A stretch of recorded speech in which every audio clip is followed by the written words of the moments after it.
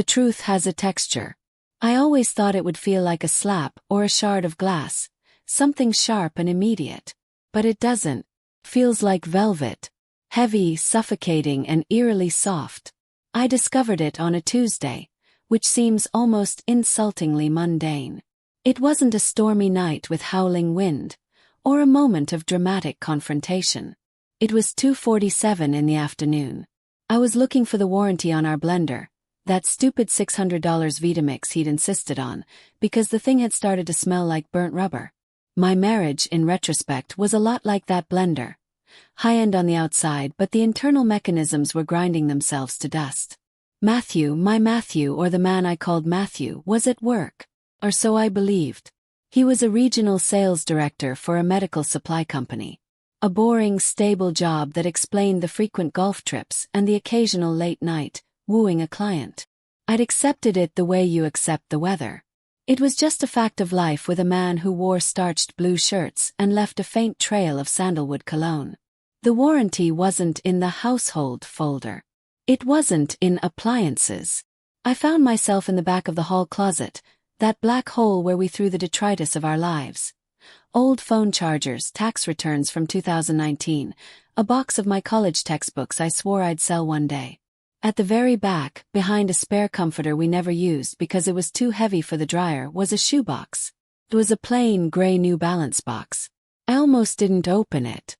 But I was irritated about the blender, irritated about the mess of the closet, irritated with the quiet hum of my life in this pristine suburban Boston neighborhood, where the biggest scandal was the HOA fining someone for an azalea bush that was technically 6 inches over the property line. I lifted the lid. It wasn't money. It was a man I didn't recognize. There were 3 photographs.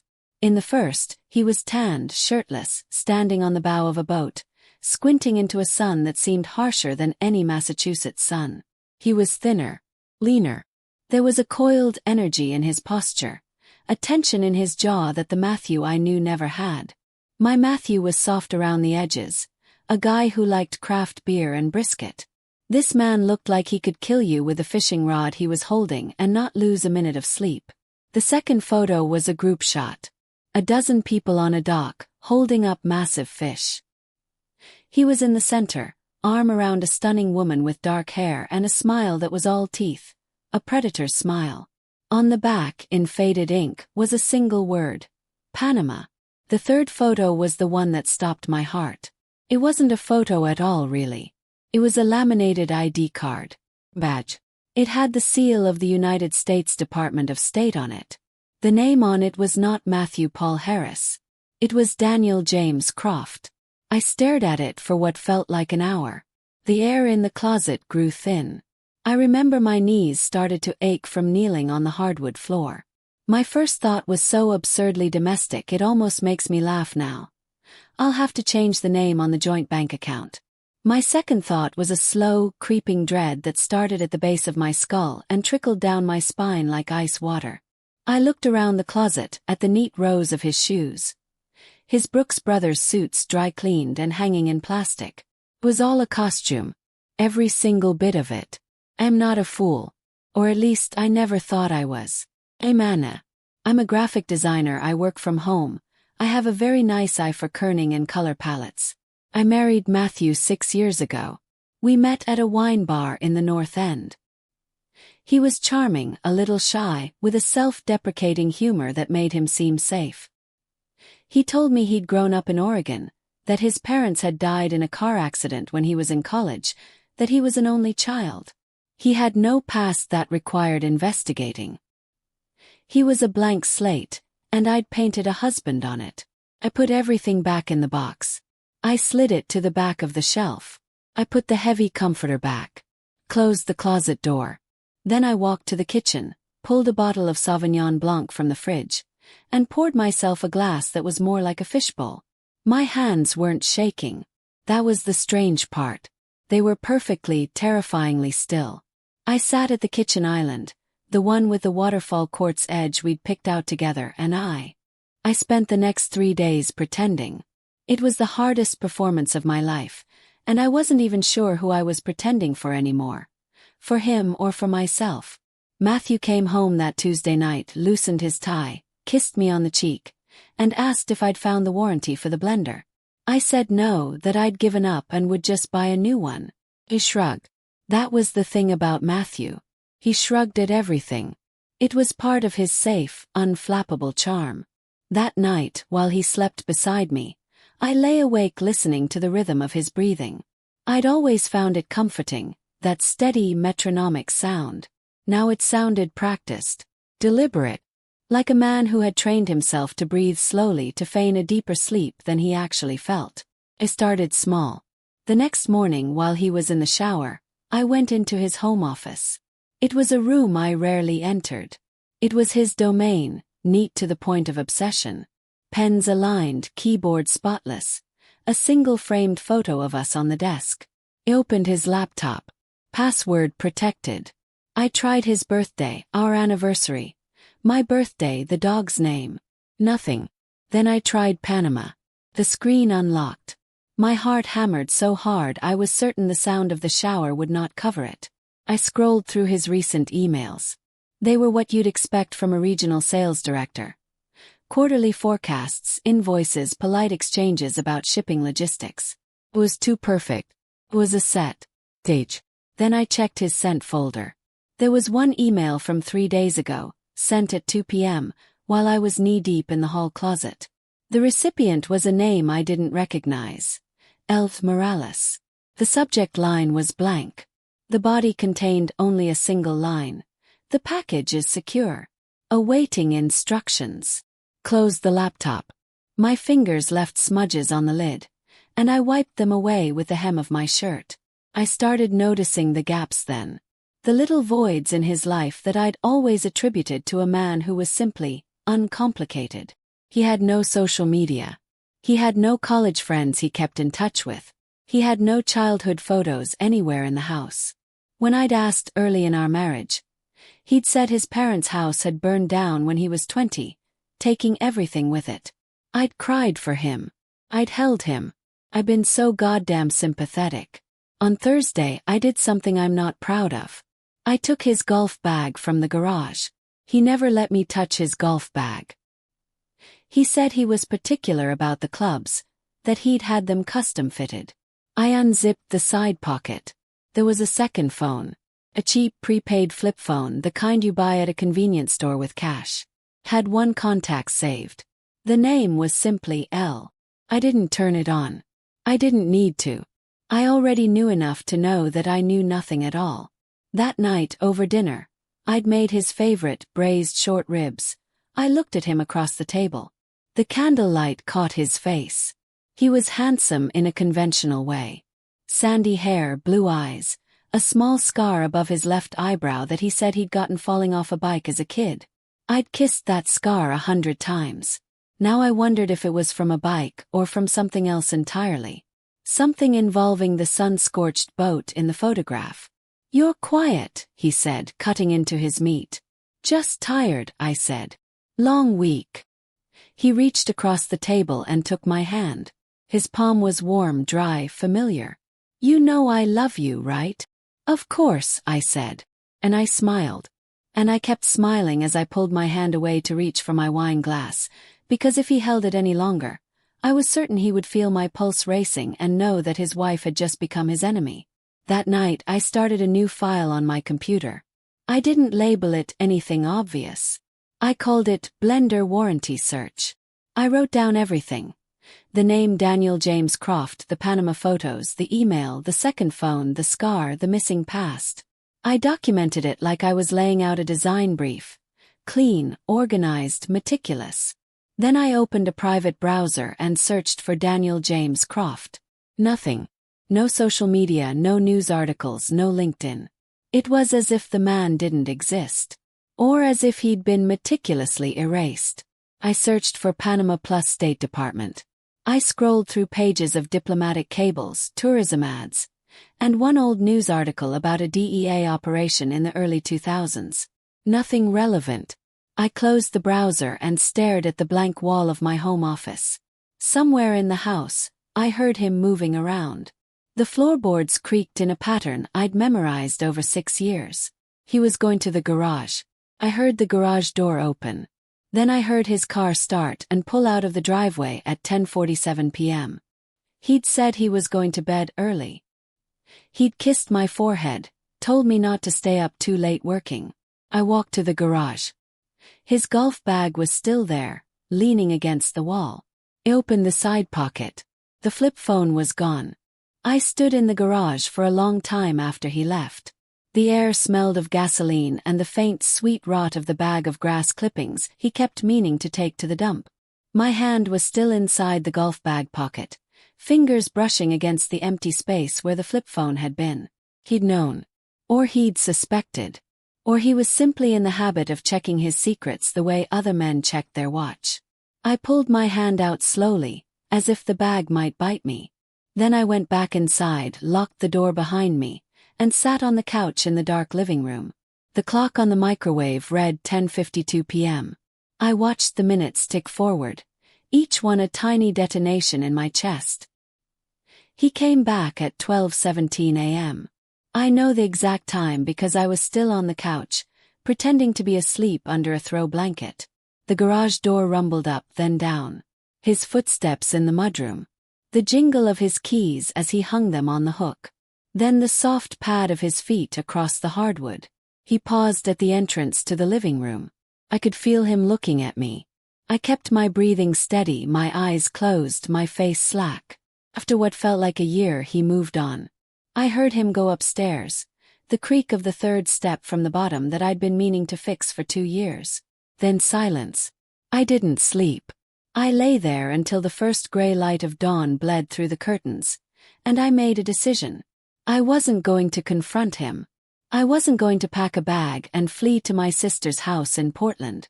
I was going to find out who Daniel James Croft was, and I was going to find out what he had done to my husband, or what my husband had done to become him.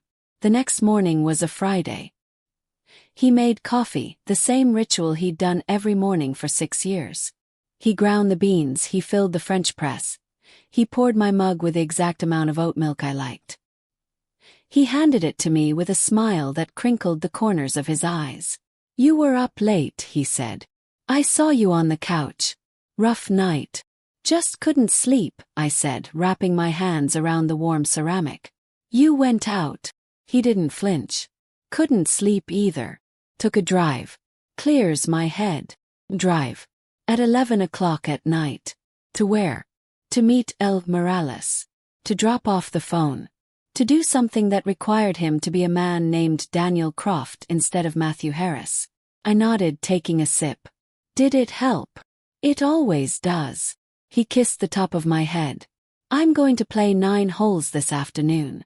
Want to come? The weather's supposed to be nice." "I've got a deadline," I said. "Rain check." He left around noon, dressed in his golf attire, the bag slung over his shoulder. The same bag that had held a secret phone just 24 hours earlier. I watched his car disappear down the street, and then I went to work. I started with the name El Morales. I searched property records, LinkedIn, Facebook, Instagram. Nothing definitive. There were dozens of El Moraleses in Massachusetts alone. But then I remembered the email he'd sent from his work account. I'd only glimpsed the address, but I had a photographic memory for type. It was a blessing and a curse in my line of work. l.morales@spectrumconsultinggroup.com. Spectrum Consulting Group. I looked it up. The website was slick, corporate, filled with stock photos of people shaking hands. They offered risk management and strategic advisory services. It was the kind of company that could mean anything. Security consulting, private investigation, or something else entirely. I cross-referenced the domain registration. It was registered anonymously through a shell company in Delaware. That was a red flag big enough to cover a football field. Legitimate businesses didn't hide their ownership like that. Not unless they had something to hide. I felt a thrill of fear, sharp and electric. I was playing a game I didn't fully understand, against people who might have rules I couldn't imagine. But I was already in too deep to stop. The woman who had lived in this house, who had planned dinner parties and argued about faucet finishes, she was gone. In her place was someone I didn't recognize either. Someone willing to dig. I went back to the hall closet. This time I didn't look for shoeboxes. I looked for anything I might have missed.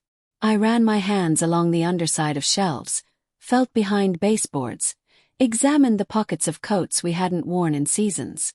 In the breast pocket of a Patagonia vest he'd had since before we met, I found a key. It was small, silver, with a code stamped on it. 243. Not a house key. Not a car key. A locker key, maybe. Safety deposit box. I held it in my palm, weighing it. The weight of it felt enormous. My phone buzzed. Text from Matthew. Course is packed. Might be late. Love you. Type back. Love you too. Then I slipped the key into my pocket, grabbed my purse and walked out the front door. I didn't know where I was going, but I knew I couldn't stay in that house another minute without breaking something. I drove without direction, ending up at a coffee shop in a neighboring town, one we'd never visited together. I ordered a latte I didn't taste and sat in a corner booth with my laptop. I searched for Daniel James Croft again, this time with more focus. I added search terms. State Department, Panama, diplomatic security investigation. On the third page of results I found something. A PDF from a defunct news site, archived in 2009. The headline: DEA State Department Joint Operation in Panama nets 3 suspects. The article was short. It mentioned a raid on a private estate in the Darien province. 3 men were arrested for money laundering and trafficking.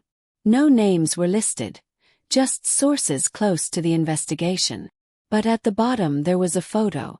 Grainy, shot from a distance. Men in tactical gear leading men in handcuffs to a helicopter. And in the background, partially obscured, a man in a suit standing apart from the others. His face was turned away, but his build, his posture, the set of his shoulders, was achingly familiar. My husband had been there. In Panama. In 2009. I closed my laptop and sat in the coffee shop, watching the steam rise from my cup. The truth was starting to take shape, but it was still a silhouette, a dark figure standing in the background of a photograph, refusing to show its face. I needed more. I needed to find that locker. I spent the rest of that day trying to find where the key belonged. It wasn't a standard bank safe deposit key. Those are usually longer, with the bank's name stamped on them. This was smaller, the kind you'd find at a train station, a gym, or a storage facility. I started with the obvious. Train stations within a 20-mile radius. Amtrak, commuter rail, the T. But most of those lockers had been phased out after September 11th. Next, I looked up storage unit facilities. There were dozens. I couldn't call them all and ask if they had a locker 243 without raising suspicion. Then I remembered something. 2 years ago, Matthew had gone to a conference in Providence for a long weekend. He'd come back with a Rhode Island souvenir magnet for the fridge. A ridiculous thing with an anchor on it. I thought it was sweet. Now I wondered if the trip had been for something else entirely. I searched for storage facilities in Providence. There was one on the outskirts, a place called Capital City Self-Storage, that listed locker-style units in addition to the larger garage-sized ones. It had a 4.2 star rating and was open until 7 p.m. It was a 2-hour drive from Boston, but I was already in the car before I'd fully thought it through. I told myself I was just looking. I'd see if the key fit. If it didn't, I'd turn around and come home and pretend the whole day had been spent running errands. The drive down I-95 was a blur. I put on a podcast about interior design, the kind I used to listen to for inspiration, but the words washed over me without meaning. My mind kept circling back to the photograph, the men in tactical gear, the shadow figure with my husband's shoulders. I tried to imagine Matthew in that world, the man who couldn't parallel park, who got emotional during ASPCA commercials, who had cried at our wedding. Was that all a mask? Or was the mask the man who stood in the Panama jungle? I arrived at Capital City Self-Storage just before 4 p.m. It was a low, beige building surrounded by a chain-link fence topped with razor wire. The office was a small glass box near the entrance, manned by a heavy-set man with a gray beard who was watching a fishing show on a small TV. I walked in, key clutched in my palm. "Help you?" he asked, not looking away from the screen. I need to access my unit, I said, keeping my voice steady. Locker 243. He finally glanced at me, then at his computer. Name on the account. My mind raced. I didn't know what name he'd used. Matthew Harris. Daniel Croft. Something else entirely. I took a gamble. It's under my husband's name. He sent me to pick something up. Harris. Matthew Harris. The man typed slowly, his thick fingers pecking at the keyboard. He frowned. Don't see a Harris. You sure it's this facility? My heart sank. Then I remembered the second photo, the one with the woman on the dock. The name on the back hadn't been a name. It had been a place. But what if the ID card wasn't the only thing with that name? Try Croft, I said. Daniel Croft. He typed again. His eyebrows rose. Yeah, got it. Unit 243. Been active for 6 years. Paid up through next year. He reached for a clipboard. Need to see ID. I handed him my driver's license. He compared it to the name on the screen, squinting. Says here the account holder is a Daniel Croft. You related? I'm his wife, I said. It wasn't a lie. I was married to the man who used that name. He shrugged and handed me a visitor pass. Down the hall, last door on the left. Code to the gate is 4921. I walked through the security door into a long corridor lined with metal lockers, each about the size of a phone booth. Fluorescent lights hummed overhead, casting everything in a sickly yellow pallor. The air was cold and smelled of dust and rust. I found locker 243 at the very end. The lock was a standard padlock, not the key I had. I stared at it, confused. Then I noticed a small metal box mounted on the wall beside the locker. A key safe, the kind real estate agents use. It had a combination dial. I hadn't seen that from the office. I knelt down and tried the silver key. It slid into the lock on the key safe and turned with a soft click. The safe opened. Inside was a single key, brass for a padlock. I took it, hands trembling, and fitted it into the padlock on the locker door. It opened. I pulled up the metal door. The locker was deeper than I expected, maybe 4 feet deep. Inside were 3 things: a thick manila envelope, a metal lockbox, and a folded piece of paper. I took out the envelope first. It was unsealed. Inside were photographs. Dozens of them. I flipped through them quickly, my breath catching. They showed the same people from the boat photo, but in different settings. A warehouse. A runway with a small plane. A group of men in suits standing around a table covered in what looked like stacks of cash. The woman with the predatory smile appeared in several, always at the center, always in charge. On the back of one photo, a name was scrawled: Elena Morales. Morales. Elena Morales. The woman from the email contact. The predator. I put the photos back and reached for the lockbox. It was heavy steel with a combination lock. I didn't have the code. I set it aside and picked up the folded paper. It was a letter. Typed no date. The letterhead was the same as the Spectrum Consulting Group website. A stylized S and C intertwined. The text was brief. DC. The Panama matter remains unresolved. Elena is active again. Last seen in Cartagena. She knows you were the one who turned. Proceed with caution. Maintain your cover until instructed otherwise. Your package is secure. Await further. Control. I read it 3 times, my lips moving silently. She knows you were the one who turned. He was an informant. A whistleblower. Or something else entirely.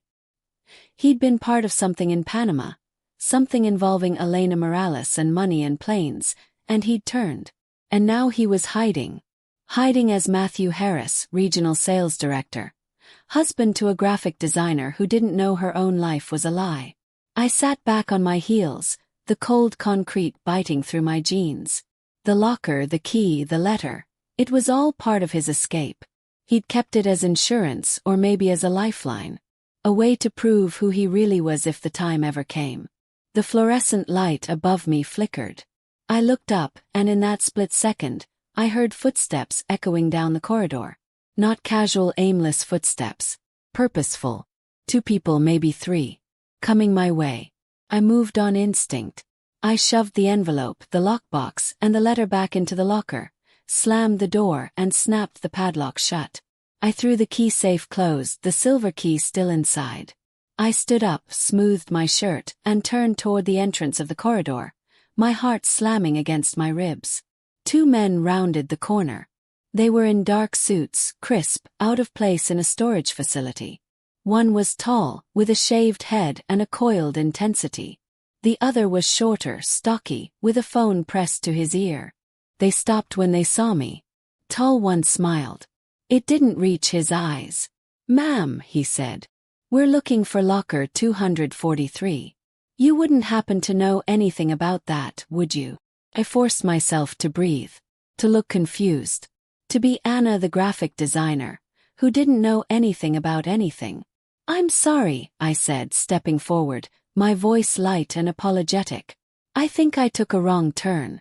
I'm looking for Unit 189. My husband sent me to get his golf clubs and I got completely turned around. This place is a maze." The stocky man lowered his phone. His eyes narrowed. "You're at the end of the hall. 189 is at the front." "Oh," I said, pressing a hand to my chest. "God, I'm hopeless with directions." "Thank you." I walked past them, keeping my pace even, my expression open and harmless. I could feel their eyes on my back, a physical weight. The tall one said something in a low voice to the other, but I didn't catch it. Kept walking. Through the security door, past the office, out into the fading afternoon light. I got into my car, locked the doors, and sat there for a full minute, my hands gripping the steering wheel so hard my knuckles went white. Then I started the engine and pulled out of the lot, my eyes fixed on the rearview mirror. The 2 men came out of the building as I was leaving. They stood in the parking lot watching me go. The stocky one was back on his phone. I drove. I didn't know where I was going, only that I couldn't go home. Not yet. Not until I understood what I'd just stumbled into, and whether the man I'd married was a hero, a criminal, or something in between. My phone buzzed in the cup holder. A text from Matthew. "Finished early. Picking up sushi for dinner. Anything you want." I stared at the message. The man who typed those words had a locker full of secrets about a woman named Elena Morales, a man called Control, and a past in Panama that he'd buried under 6 years of suburban normalcy. I typed back, "Surprise me." Then I pulled over to the side of the road, opened my glove compartment, and took out the small emergency kit I always kept there. Hidden beneath the flashlight and the bandages was a spare key to the house. I'd made it years ago, after locking myself out twice in 1 month. I slipped it into my pocket. Tonight, while he slept, I was going back into that locker. And this time I was taking everything. I drove back to Providence that same night. I waited until Matthew was asleep, until his breathing took on that familiar, heavy rhythm. Then I slipped out of bed, took the spare key from my pocket, and let myself out the front door without a sound. I left my phone on the nightstand. If he checked, he'd see it there. He'd think I was in the bathroom or getting a glass of water. I took his car, the Subaru, the sensible family vehicle, because it was in the driveway and mine would be missed. The drive felt shorter this time. The highway was empty, the moon a thin sliver hanging over the tree-line. I kept my speed exactly at the limit. I didn't need a traffic stop. I didn't need any record of this trip. When I pulled into Capital City Self-Storage at 1:30 a.m., the lot was deserted. The office was dark. The gate, however, was still accessible with the code the attendant had given me earlier. I punched in 4921, drove through, and parked in the shadows near the side of the building. I walked the corridor alone. The fluorescents had been dimmed for the night, leaving only emergency lighting that cast long, strange shadows. I went to locker 243, used the silver key to open the key safe, and retrieved the brass padlock key. My hands were steady now. The fear had burned away, leaving something colder and harder in its place. I opened the locker. I took everything. The manila envelope went into a canvas tote I'd brought. The lockbox was heavier than I remembered, but I managed. The letter I folded and tucked into my jeans pocket. I closed the locker, reset the padlock, and returned the brass key to the key safe. I was about to leave when I noticed something I'd missed before. A small USB drive taped to the underside of the key safe. I peeled it off and added it to my pocket. I was back in the Subaru, engine running, within 20 minutes. I drove home with the windows down, letting the cold air keep me alert. The totes sat on the passenger seat like a bomb. When I pulled into the garage at 3:45 a.m., the house was dark. I crept upstairs, slid back into bed, and lay there until dawn, the USB drive burning a hole in my pajama pocket. The next morning was Saturday. Matthew made pancakes.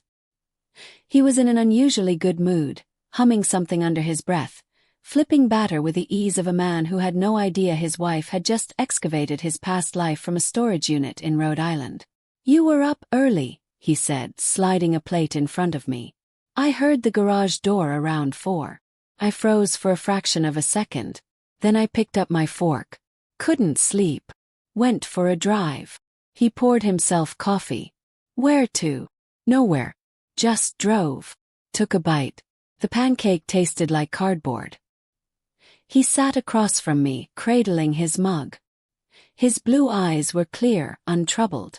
"Anna," he said, and something in his tone made me stop chewing. "I know you went to Providence. I know you found the locker." The words hung in the air. I set my fork down slowly. "I put a tracker on the Subaru after you came home yesterday," he said. His voice was calm, measured.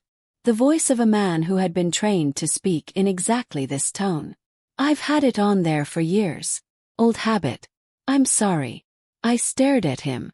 All the fear I'd been holding at bay came rushing back, but underneath it was something else. Relief, maybe. The relief of a mask finally being torn off. "Who are you?" I asked. My voice was barely a whisper. He set his mug down. He looked at me for a long moment, and in that look I saw the man from the photograph, the one on the boat, the one with the coiled energy. The soft edges of Matthew Harris fell away, and Daniel Croft looked out at me from behind his eyes. "My name is Daniel Croft," he said. "I was a special agent with the Diplomatic Security Service. From 2006 to 2015. I was assigned to a joint task force with the DEA targeting money laundering operations in Central and South America." He paused, as if waiting for me to run. I didn't move. "In 2009, I infiltrated an organization run by a woman named Elena Morales. She was moving millions in drug proceeds through legitimate businesses, real estate, front companies. I spent 18 months inside. I had a cover, a crew, a whole life down there. And then..." He looked down at his hands. "I got made. Someone on my own team sold me out. I barely made it out. 3 good men didn't. I thought of the photographs, the warehouse, the cash on the table. The letter said you turned. That she knows you were the one." He nodded. "I testified against her operation. 5 of her lieutenants went to prison. But Elena herself slipped through. She's been in hiding for years. Have I? The DSS gave me a new identity, a new life. Matthew Harris. They set me up here, gave me the job, the house, everything. I was supposed to stay low, stay safe. And then I met you." His voice cracked on the last words. "You weren't part of the plan, Anna. You were never supposed to exist. But I fell in love with you, and I was too much of a coward to tell you the truth. I told myself I was protecting you. But I was protecting myself. I didn't want to lose what we had." I sat there, my hands flat on the table, processing. The pancakes were cold. The kitchen was quiet except for the hum of the refrigerator. "The men at the storage facility," I said. "Who were they?" He closed his eyes. "That's what I was afraid of. They're my old handlers. They've been monitoring me for years, making sure I stayed quiet. When you accessed the locker, it triggered an alert. They know someone was in there. They don't know it was you, not yet. But they will. Why do they care if I found it?" He looked at me then, and I saw the fear he'd been hiding for 6 years. "Because Elena Morales is back. She was spotted in Cartagena 2 weeks ago. She's been reaching out to her old contacts, trying to rebuild. And she's been asking questions about the man who put her people away. She knows Daniel Croft is still alive. She's looking for him. He reached across the table and took my hand. His palm was warm, dry, exactly as it had always been. But now I knew what that hand had done. The triggers it had pulled. The secrets it had kept. "I have to go," he said. "I have to disappear again. It's the only way to keep you safe." I pulled my hand back. "No." He blinked. "Anna, you don't get to decide that for me." My voice was stronger than I expected. "You've been deciding things for me for 6 years. You decided I didn't need to know who you were. You decided what was safe for me. You decided that my life, my choices, didn't matter. Not anymore." I stood up. I walked to the counter where I'd left my purse, pulled out the USB drive and held it up. "I have everything from that locker," I said. "Photos, documents, this drive. I don't know what's on it, but I'm guessing it's the evidence you kept. The insurance policy. The proof of who Elena Morales is and what she did. Am I right?" He stared at me. "Yes." "Then we don't run," I said. "We finish it. You said you were a special agent. Then act like one. We take this to someone who can actually do something. Not your old handlers who put you in a box and hid you. Someone who will go after her." He stood up slowly, his chair scraping against the floor. "It's not that simple. The people who protected me, they have their own interests. If Elena finds out where I am, she won't just come for me. She'll come for you. For anyone I care about. That's how she works. Then let's not let her find us first." I walked around the table until I was standing in front of him. "I didn't marry Matthew Harris. I married a ghost. But that ghost has a name and a history, and a chance to stop the woman who wants to kill him. I'm not going to spend the rest of my life wondering if you're alive somewhere, under another name, with another wife who doesn't know the truth. If you run, you take me with you. Or we stay and we fight. Those are the only 2 options." He looked at me for a long, long time. Then he did something I didn't expect. He laughed. A short, broken sound, half relief and half disbelief. "You know," he said, "when I was undercover, I used to imagine what it would be like to have a partner I could trust completely. Someone who knew everything and still chose to stand next to me. I never thought I'd actually find her in a graphic designer from Newton who yells at me for leaving wet towels on the bathroom floor." I laughed too. It was absurd. The whole situation was absurd. But underneath the absurdity was something real. Something solid. He reached out and took the USB drive from my hand. "There's a man I know. A federal prosecutor in New York. He's clean. He's been trying to build a case against Elena for years, but he didn't have enough. If this drive has what I think it does, the financial records, the names, the wire transfers, it might be enough to bring her down for good." "Then call him," I said. He hesitated. "If I do this, it's not a movie, Anna. There's no guarantee. She has people everywhere. We'd have to go into protective custody. Our life here, this house, your clients, our friends, it would all be over. We'd be starting from scratch. If we're lucky."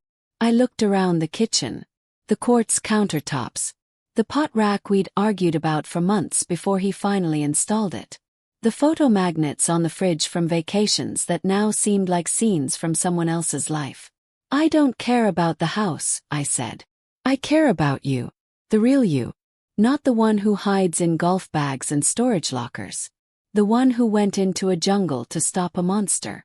That's the man I want to be with. Even if it means starting over." He pulled me into his arms. I felt his heart beating against my chest, fast and hard. For the first time in 6 years, I felt like I was holding the right man. "Okay," he whispered into my hair. "We do it together." The next 72 hours were a blur of controlled chaos. Daniel, I had to train myself to call him that now, made a single phone call from a burner phone he retrieved from a compartment in the garage I'd never noticed. The man on the other end was David O'Connor, an assistant U.S. attorney for the Southern District of New York. Daniel spoke in clipped, efficient sentences, the language of someone who had done this before. By the time he hung up, O'Connor was on a train to Boston. We packed in silence. 2 suitcases. The essentials. I left my laptop, my design portfolio, my favorite sweater that still smelled like the fireplace from last winter. Daniel said we couldn't take anything that might be tracked. The house would be watched. We had maybe 6 hours before the DSS realized Daniel was moving. The USB drive contained what Daniel had promised. Spreadsheets of shell companies, scanned ledgers with handwritten initials, photographs of Elena Morales meeting with known cartel intermediaries, and, most damning, a recorded conversation between Elena and a Panamanian banker discussing the movement of $47 million through a Miami real estate firm. It was enough. More than enough. O'Connor arrived at a coffee shop in Cambridge at 4 p.m. He was a sharp-faced man in his 50s, with tired eyes and a grip like iron. He looked at Daniel, then at me, and didn't ask any of the questions I expected. He just took the USB drive, plugged it into a secure laptop, and spent 20 minutes scrolling through the files in silence. When he looked up, his expression had changed. There was something like awe in it. "Croft," he said, "I've been trying to get a handle on Morales for 7 years. This is the Rosetta Stone. Where the hell has this been?" Daniel glanced at me. "In a storage locker in Providence." O'Connor let out a low whistle. "We're going to need to move fast. I'm putting together a team tonight. I want you both in a safe house by morning. She knows you're alive, Croft. If she gets wind that this evidence is in federal hands, she'll bolt. Or she'll come for you. Either way, we need to act first." We drove to a hotel in Revere that night, paid in cash and waited. I sat on the edge of the bed, watching Daniel pace. He was different now. The softness was gone. He moved like a man who was used to checking exits and calculating angles. I should have been afraid of him. Instead, I felt something I hadn't felt in years. Safety. "I'm sorry," he said, stopping by the window. "For all of this. For lying to you. For putting you in danger. If I could go back." "You can't," I said. "So stop." He turned to look at me. "I'm not the same person I was a week ago either," I said. The Anna who only cared about kerning and countertops. She was nice. But she was also asleep. You woke me up. Maybe that's what you were supposed to do all along. He crossed the room and sat beside me. For a while, neither of us spoke. The sound of the highway filtered through the cheap window, a distant, rushing noise. "What happens after?" "Yes. If O'Connor gets an indictment, the marshals will take us into protective custody. New names, new city. We start over. Another new name." Smiled. "What should I pick this time? Something with a little more flair than Anna." He laughed. It was a real laugh, unguarded. "I'm open to suggestions. Just nothing that rhymes with anything embarrassing." I leaned my head on his shoulder. "We're going to be okay." It wasn't a question. He didn't answer it like one. "Yeah," he said. "We are." The operation moved fast. Within 48 hours, O'Connor had a sealed indictment. Elena Morales was arrested at a villa outside Medellin, extradited to the United States within the week. The evidence on the USB drive was so comprehensive that her lawyers didn't even bother with a plea deal. She went to trial 6 months later. Daniel testified. I watched from the gallery, wearing a different name and a different face, and I saw the woman from the photograph for the first time in person. The predatory smile was gone. In its place was something hollow and old. She was convicted on all counts, sentenced to life without parole. After the trial, we moved to a small town in the Pacific Northwest. Daniel, he kept the name Daniel. He said he'd earned it back, took a job as a security consultant for a local firm. I started a small design studio out of our house, working with local businesses and farmers markets. It wasn't the life I'd planned. It was better. Some nights, I still wake up and listen to him breathe. But now I know the rhythm. It's not practiced. Just him. A man who did what he had to do, and then found his way home. I kept one thing from the locker. The photograph of him on the boat, tanned and dangerous and young. It sits in a frame on my desk, next to a picture of us at our new favorite coffee shop, both laughing at something I can't remember. The two faces of the same man. Both of them mine. The truth has a texture. I thought it was velvet. Heavy and soft. But I was wrong. The truth is more like linen. Cool, clean, a little rough around the edges. It wrinkles. Has to be ironed out sometimes. But it breathes. And so do I.